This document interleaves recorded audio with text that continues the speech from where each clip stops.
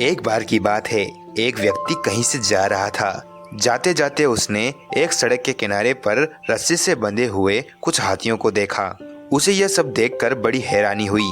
वह सोचने लगा कि हाथी जैसे विशालकाय जीव जो लोहे की बनी जंजीरों तक को तोड़ देते हैं, वो इस छोटी सी और पतली सी रस्सी से कैसे बंधे हुए हैं।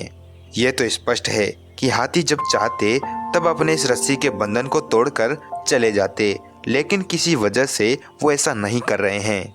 उस व्यक्ति ने अपनी जिज्ञासा शांत करने के लिए पास खड़े महावत से पूछा कि ये हाथी चाहते तो इस रस्सी को तोड़कर चले जाते, लेकिन ये किस प्रकार से शांत खड़े हैं और भागने का प्रयास भी नहीं कर रहे हैं।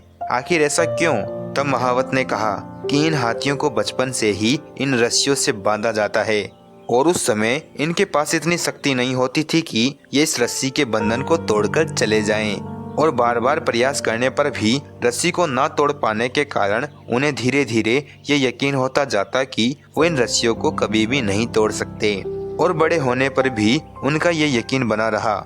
इसलिए वो इन रस्सियों को तोड़ने का कभी प्रयास ही नहीं करते। महावत की बातें सुनकर वो व्यक्ति आश्चर्य में पड़ गया और सोचने लगा कि ये हाथी अपना बंधन सिर्फ इसलिए नहीं तोड़ सकते क्योंकि इन्होंने ये यकीन कर लिया है कि ये इन रस्सियों को तोड़ने में असमर्थ है और ये इनसे कभी भी नहीं टूट सकती।